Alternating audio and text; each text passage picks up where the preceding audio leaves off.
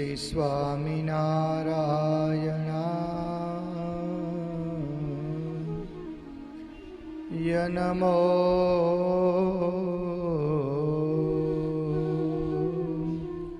નમઃ. શ્રી પૂર્ણ પુરુષોત્તમા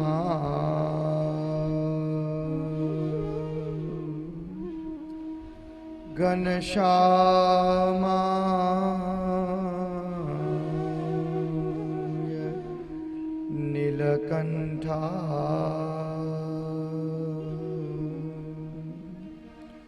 શ્રી સહજાનંદ સ્વામીને નમો નમઃ.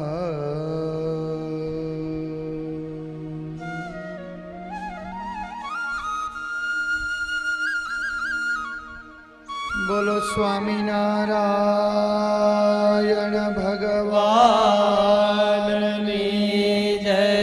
શ્રી લક્ષ્મીનારાયણ દેવની જય. શ્રી રાધારમણ દેવની જય. શ્રી બાલકૃષ્ણ લાલની. શ્રી રામચંદ્ર ભગવાનની જય. શ્રી વિઘ્ન વિનાયક દેવની જય. શ્રી પવન સુત હનુમાનની જય. ઓમ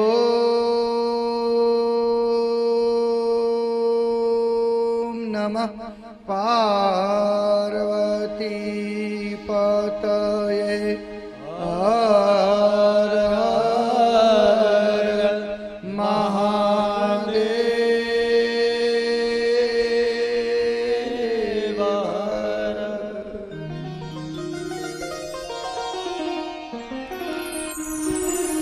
એકદા ગૃહદાસેષુ યશોદાનંદ ગેહિની.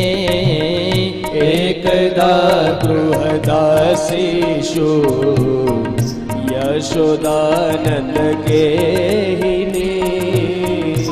એકદા ગૃહદાસેષુ યશોદાનંદ ગેહિની. એકદા ગૃહદાસેષુ જશોદાનંદ ગેહિની. કર્માંતર નિયોક્તાસો નિર્મમાંત સ્વયં દદે. કર્માંતર નિયુક્તાસો નિર્મમંત સ્વયં દદે. કર્માંતર નિયુક્તાસો નિર્મમંત સ્વયં દદે. કર્માંતર નિયુક્તાસો નિર્મમંત સ્વયં દદે. એકદા ગૃહદાસેષુ યશોદાનંદ ગેહિની. એકદા ગૃહદાસેષુ યશોદાનંદ ગેહિની. કર્માંતર નિયુક્તાસો નિર્મમંત સ્વયં દદે. કર્માંતર નિયુક્તાસો નિર્મમંત સ્વયં દદે.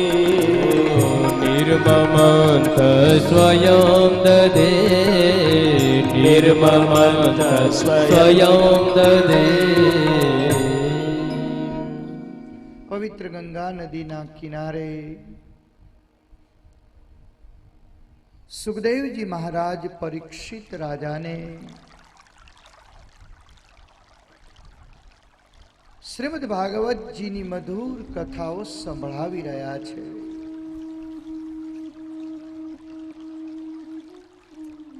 એક પછી એક લીલાઓ સાંભળતા જાય છે.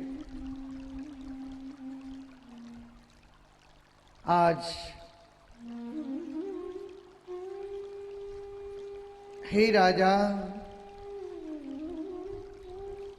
ભગવાનના લીલા ચરિત્રોને જેણે જેણે સાંભળ્યા,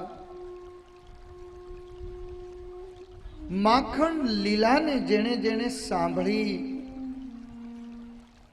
એને આટલો જો આનંદ થતો હોય તો જેણે આનો અનુભવ કર્યો હશે, જેણે આના પ્રત્યક્ષ દર્શન કર્યા હશે, એને કેટલો આનંદ થયો હશે.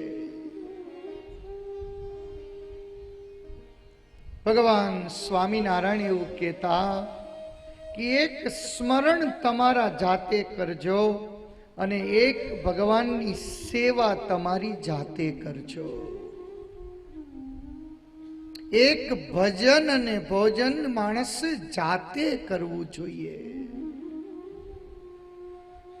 બહુ ભૂખ લાગી હોય પણ સમય જ ન હોય અને કોઈકને ફોન કરીને કહી દઈએ કે આજ મને સમય નથી, મારા વતી તું ખાઈ લેજે, એવું હાલે? આજ મારી પાસે સમય નથી, તું ખાઈ લેજે. ભોજનમાં જેમ આપણા વતી કોઈ ન ચાલે, ક્યાંક લગ્ન પ્રસંગમાં ચાંદલો લખાવો હોય તો વળી આપણે એવું કહી દઈએ કે મારાથી નહીં અવાય, મારા વતીથી તું ચાંદલો લખાવી દેજે, ત્યાં તમારા વતી ચાલે. પણ લગ્નના માંડવે પરણવા જવું હોય ત્યાં તો જાતે જ પરણવા જવું પડે. એમ ન કહેવાય કે મારા વતી તું પરણીને લઈ આવજે અને પછી મને આપી જાજે. ક્યાંક ક્યાંક તમારા વતી કોઈકને પ્રતિનિધિમાં મોકલો તો ચાલે, પણ જે કાર્ય સ્વયં કરવાનું હોય એ કાર્ય સ્વયં જ કરવું પડે. આજ ભાગવતજી એ સમજાવવાનો પ્રયાસ કરે છે કે એક ભગવાનનું સ્મરણ તમે જાતે કરજો. 5 પવિત્ર બ્રાહ્મણોને બેસાડ્યા, નક્કી કરીને કહી દીધું કે તમે 11,000 જન્મંગળના પાઠ કરી નાખજો અને જે કાંઈ દક્ષિણા થાય એ કહેજો, અમે આપી દેશું. એમાં તો એનું કલ્યાણ થાય, આપણું ન થાય. જેણે પોતાના જીવાત્માનું કલ્યાણ કરવું છે. આજ ભાગવતજી 2 વાતને જુદી પાડે છે કે અનાજ ખાવાથી શરીરને પોષણ મળે છે, ભોજન ખાવાથી શરીરને પોષણ મળે છે અને ભજન કરવાથી આત્માને પોષણ મળે છે. જેમ અનાજ શરીરને પોષણ આપે છે, એમ ભોજન શરીરને પોષણ આપે છે, એમ ભજન આત્માને પોષણ આપે છે. કોઈ પણ કાર્ય જ્યારે માણસ કરે ને ત્યારે સ્મરણ જાતે કરે અને એક ભગવાનની સેવા જાતે કરે. રાત્રિના સમયમાં યશોદા મૈયાની બાજુમાં મારો લાલો પોઢ્યો છે. આખો દિવસનો થાક્યો પાક્યો લાલો આંખ બંધ કરીને સૂતો છે. મૈયાએ પ્યારથી સરસ મજાની કામળી લાલાને ઓઢાડી દીધી છે. આજ મૈયા બાજુમાં સૂતી સૂતી વિચાર કરે છે અને વિચારમાં ને વિચારમાં આજ આખી રાત યશોદાને ઊંઘ નથી આવી. આજ આખી રાત યશોદાને એમ થયું કે મારો લાલો આખા ગામમાં જઈ ઘરે ઘરે જઈને લોકોના માખણ ખાય, ગોપીઓના ઘરે ઘરે જઈને ગોપીઓના માખણ ખાય, પણ મને એ નથી સમજાતું કે મારા ઘરનું માખણ કેમ નથી ખાતો. કાયમ આખા ગામમાં જઈને ખાઈ આવે, કોકનું લઈ આવે, પણ મારા ઘરનું ન ખાય, આનું કારણ શું? આવો વિચાર આપણને કોઈ દી આવે છે? કાયમ ભગવાનને થાળ ધરાવીએ છીએ, ભગવાનની સામે મૂકીએ છીએ, કોઈ દિવસ આપણને આવો વિચાર આવ્યો ખરો કે કાયમ ભગવાનને થાળ ધરાવીએ, બપોરે ધરાવીએ, સાંજે ધરાવીએ, કોઈ દી ભગવાન આપણું જમતા નથી? આનું કારણ શું? અને આ તો સારું છે હો, ભગવાનને થાળ ધરાવીએ છીએ, ભગવાન જમતા નથી. બાકી હાવ નવરે નવરા બેઠા હોય, આખો દી પલાઠી વાળીને, બપોરે ખવડાવો ને સાંજે ખવડાવો ને કાયમ થાળ ધરાવો, પછી કેટલાક દી ભગવાનને ધરાવીએ આપણે? દરરોજ લાડવા ઓછા થઈ જતા હોય તો કેટલાક દિવસ? આ તો સારું છે કે ભગવાન પ્રસાદી કરીને પાછી આપી દે છે, એટલે વળી બીજે દિવસે થાળ ધરાવવાનું મન થાય, વળી ત્રીજે દિવસે થાળ ધરાવવાનું મન થાય. પણ આજ સારી રાત્રિ યશોદા મૈયાને આજ ઊંઘ નથી આવી કે મારો લાલો આખા ગામમાં જાય, ગોપીઓના ઘરે જાય, એનું માખણ ખાય અને મારા ઘરનું માખણ ન ખાય. અને સુતા સુતા યશોદાને ખ્યાલ આવ્યો કે કદાચ મારા ઘરનું માખણ જે બને છે ને એ મારી દાસીઓ બનાવે છે. જોજો, મારા ઘરનું માખણ જે બને છે ને એ મારા ઘરની દાસીઓ બનાવે છે, અને ગોપીઓના ઘરમાં જે માખણ બને છે ને એ ગોપીઓ જાતે બનાવે છે. આજ મને સમજાયું કે ભગવાનને જો થાળ ધરાવવો હોય ને તો જાતે બનાવીને ધરાવવો પડે, સેવા જાતે જ કરવી પડે. મૈયાને આખી રાત ઊંઘ નથી આવી. રાતે જ મૈયાએ નક્કી કર્યું કે સવારે વહેલા ઉઠી અને આજ હું લાલાના માટે વલોણું કરીશ અને હું જાતે આજ લાલાનું માખણ બનાવીશ, અને પછી જોઉં છું કે મારું માખણ લાલાને ભાવે છે કે નથી ભાવતું. કાયમ લાલાને હું મારું માખણ આપું તો લાલો એવું કહે કે માં, તારા માખણમાં તો વાસ આવે છે. ઘણાને એવી ટેવ હોય, ઘરે ખાવાનું ફાવે જ નહીં. એક દી ઘરે રહી, બાકી બીજે દી ઠેલી લઈને ઉપડી જ ગયો હોય. વેવાય વેલા ગામત્રા ચાલુ જ થઈ જાય. ઘરે રહી તો ખાવું પડે ને. એમ આજ લાલાને જ્યારે એવું કહ્યું ને ત્યારે લાલાએ કહ્યું તું કે માં, મને તારા માખણમાં વાસ આવે છે. પણ આજ આખી રાત યશોદા મૈયાએ સુતા સુતા વિચાર કર્યો. સવારે ઉઠીને મૈયાએ પોતે આજ વલોણું કર્યું છે. સુખદેવજી મહારાજ આજ ભાગવતજીની અંદર કોઈ સ્ત્રીની સુંદરતાનું વર્ણન નથી કર્યું, કોઈ સ્ત્રીના કપડાનું વર્ણન નથી કર્યું. પણ આજ ભાગવતજીની અંદર જ્યારે યશોદા મૈયા અમારા ભગવાન કૃષ્ણને માટે તૈયાર થયા છે એનું વર્ણન ભાગવતજીમાં કર્યું છે. ક્ષૌમમ વાસમ પૃથુકટિ તટે બિભ્રતિ સૂત્રનદ્ધમ પુત્ર સ્નેહ સ્મૃતકુચયુગમ જાતકંપમ ચ શુભ્રો. રજ્વાકર્ષશ્રમ ભુજ ચલત કંકણ કુંડલે સ્વિન્નમ વક્ત્રમ કબર વિગલન માલતે નિર્મમંથ ક્ષોમં વાસ પૃથુકટિતટે બિભ્રતે સૂત્રનદ્ધમ પુત્ર સ્નેહસ્નુતકુચયુગમ જાતકંપં ચ શુભ્રો. રજ્વાકર્ષશ્રમ ભુજ ચલત કંકણો કુંડલે સ્વિન્નમ વક્ત્રમ કબર વિગલન માલતે નિર્મમંથ માલતે નિર્મમંથ. આજ ભાગવતજી વર્ણન કરે છે કે જ્યારે ભગવાનની સેવા કરવી હોય તો કેમ કરાય.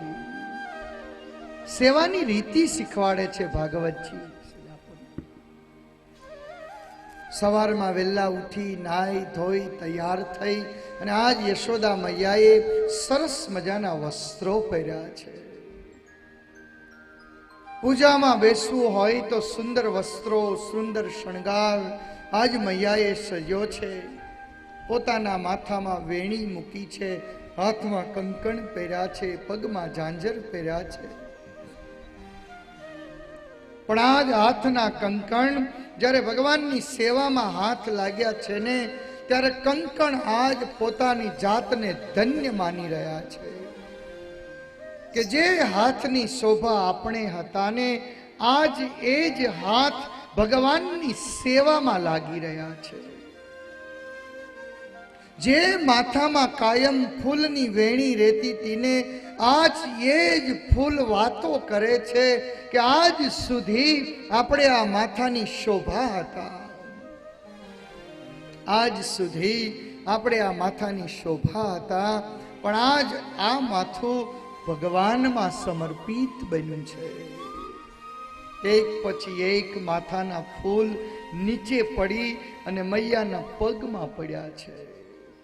આજ સુધી યશોદા અમે તારી માથાની શોભા હતા, પણ આજ અમે તારા ચરણની શોભા છીએ. આજ કાનમાં પહેરેલા સુંદર મજાના કુંડળ એકબીજાની સાથે વાત કરી રહ્યા છે કે આજ સુધી તો મૈયાના કાનમાં હતા ને આપણે શોભતા હતા, પણ આજ આ કાનની શોભા જે કુંડળ હતી, આજ એ જ કાન ભગવાનના ગુણગાનને સાંભળી રહ્યા છે. કાનની શોભા એ કુંડળ નથી, કાનની શોભા એ ભગવાનના ગુણગાનને સાંભળવા એ કાનની શોભા છે. એટલું અદ્ભુત વર્ણન કર્યું છે. સવારનો 5 વાગ્યાનો સમય છે. મૈયા સુંદર મજાનું વલોણું કરે છે. પણ જ્યારે ભગવાન સ્વામિનારાયણ એવું કહેતા કે આ જગતનો જીવ ભગવાનની સેવામાં લાગે, આ ભક્ત જ્યારે ભગવાનની સેવામાં લાગે ને, ત્યારે સ્વયં ભગવાન જાગી જાય. પ્રભુ જાગ્યા. પથારીમાં બગાસું ખાધું, આંખ ચોળી, આંખમાં એટલું બધું અંજન આંજ્યું તું, ગાલ કાળા થઈ ગયા, માથાના વાળ વિખાઈ ગયા છે, કપડું સેજ સરખું કર્યું અને લાલો ઊભો થઈ અને પથારીમાંથી નજર કરે ત્યાં તો સામેના રૂમમાં આજ મૈયા જાતે પોતે વલોણું કરવા બેઠી છે. અને આજ એ 5 વર્ષનો નાનકડો એવો પ્રભુ, ચાલતા આવડી ગયું છે તોય નાનો એવો પ્રભુ, ખાટલામાંથી નીચે ઉતરી ગોઠણિયા પર ચાલતો ચાલતો યશોદા મૈયાની પાસે આવી અને આજ મહી માખણ માગવા લાગ્યો છે કે માં, મને આજ તું માખણ ખવડાવ, મારે તારા ઘરનું માખણ ખાવું છે. હે મહિમાખણ માગે રે માવો, હે મહિમાખણ માગે રે, મહિમાખણ માગે રે માવો, મહિમાખણ માગે રે માવો, મહિમાખણ માગે રે માવો, મહિમાખણ માગે રે માવો, મહિમાખણ માગે રે, મહિમાખણ માગે રે માવો. પરભાતે ઉઠીને મારો માવો, પરભાતે ઉઠીને મારો માવો, મહિમાખણિયા માગે રે, મહિમાખણ માગે રે માવો. મૈયા, મને બહુ ભૂખ લાગી છે. માં, જલ્દી કર,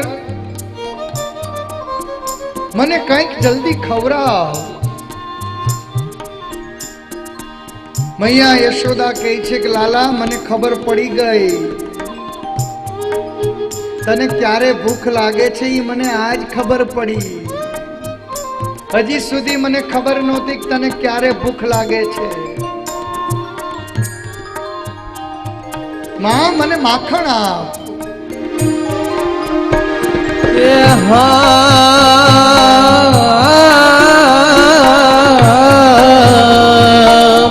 ઊંઘમાંથી અલબેલો ઉઠા દે દે દે દે અનેણા ભૈરાની દ્રાડો રે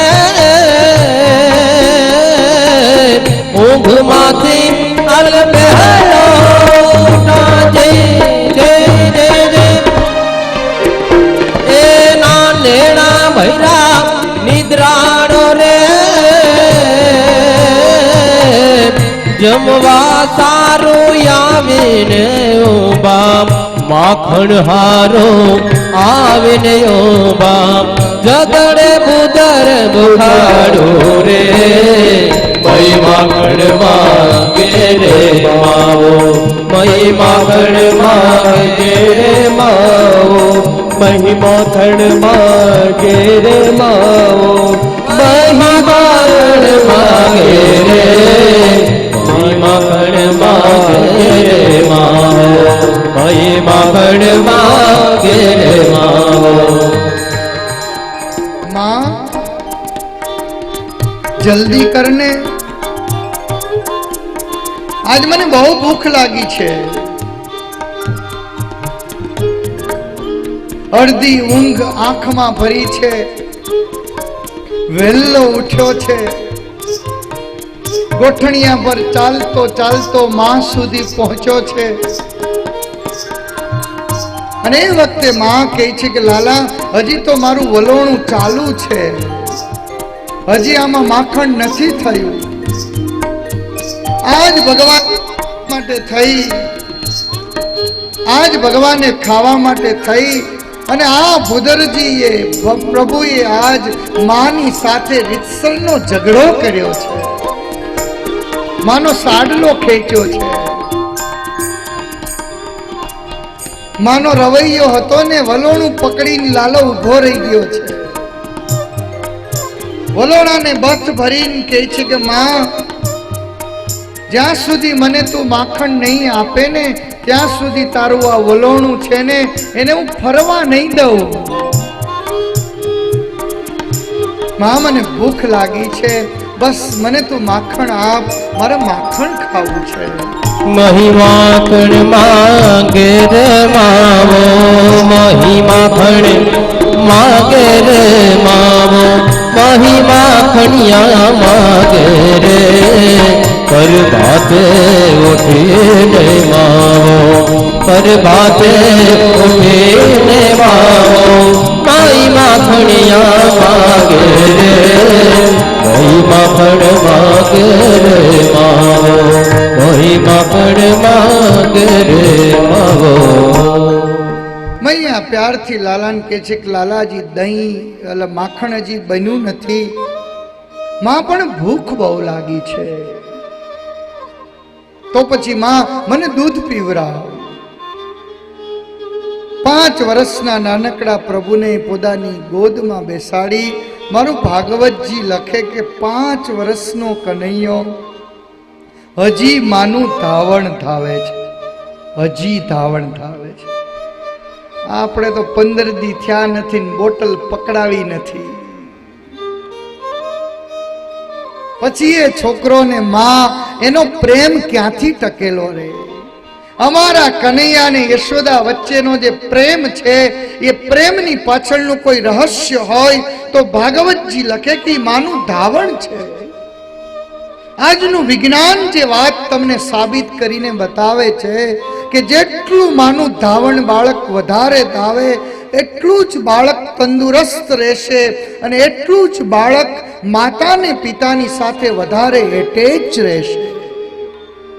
5 વર્ષનો પ્રભુ સવારના 5 વાગ્યામાં યશોદાની પાસે જાય અને મૈયા પ્યારથી સાડીનો પાલવ ઢાંકી અને લાલાને સ્તનપાન કરાવે. સૂતા સૂતા લાલાને વિચાર થયો, સ્તનપાન કરતા કરતા વિચાર થયો કે મારી મા મને કેટલો પ્રેમ કરે છે.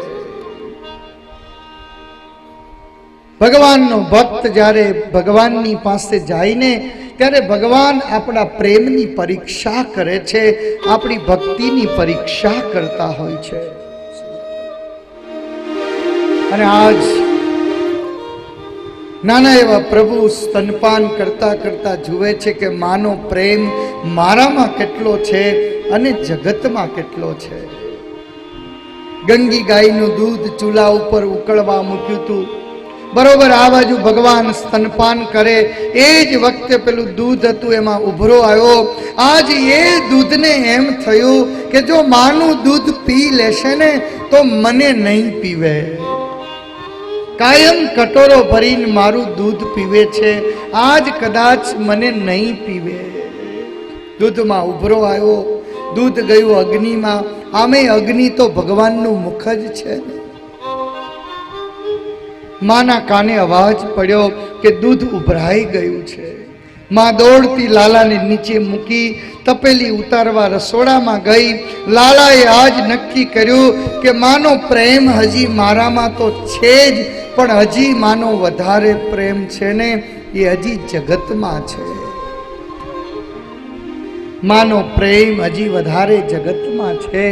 જેમ સાંજે તમે જમવા માટે બેસો, સાંજે તમે જમવા માટે બેસો અને સવારનું ગરમ કરેલું દૂધ હોય એ દૂધની તપેલી લઈને ઘરવાળા તમને પીરસવા આવે અને તમારી તાહળીમાં દૂધ નાખે, પણ દૂધમાં તર હોય ને એની આડી આંગળી રાખે. તમે વાલા કે તર વાલી? તમારા કરતા તો એને તર વધારે વાલી હોય, પડવા ન દે. એમ આજ યશોદા મૈયાને લાલા કરતા પોતાનું દૂધ વધારે વાલું હતું. ભગવાને નક્કી કર્યું કે જગતના જીવનું ધ્યાન જેમાં હોય, મારો ને તમારા જેવો જીવ જેમાં વિશેષ પ્રેમ કરતો હોય એને જો દૂર કરી દેવામાં આવે ને તો કદાચ એનો પ્રેમ જે છે એ વૈરાગ્યમાં પરિણમતો હોય છે. જ્યાં માણસનો પ્રેમ જોડાયેલો હોય એને જો તમે એનાથી દૂર કરો તો કદાચ એ માણસને વૈરાગ્ય થાય તો થાય. લાલો ઊભો થયો. ઘરમાં એકાદ બારણાની વાહે ધોકો હતો એ લીધો અને મળ્યો દેવા. એક પછી એક દહીંની માટલી ફોડી નાખી, દૂધની માટલીઓ ફોડી નાખી, ઘીની માટલીઓ ફોડી નાખી, છબછબિયા કરવા મળ્યો. મૈયા જ્યાં ઉતારીને પાછી આવીને જુએ ત્યાં તો આખા ઘરમાં માટલીઓ તોડી નાખી. આજ મૈયાને ગુસ્સો આવ્યો છે. લાલા, ભગવાને ધીમે રહીને ઓલી લાકડી હતી આમ નીચે મૂકી દીધી. યશોદાએ લાકડી હાથમાં લીધી. કાયમ ગોપીઓ આવીને મને ફરિયાદ કરતી હતી, હું માનતી નહોતી. ભગવાન આગળ ને પાછળ યશોદા, ઘડીક ફળિયામાંથી ઓસરીમાં, ઓસરીમાંથી ફળિયામાં, ઘડીક હિંડોળા બાજુ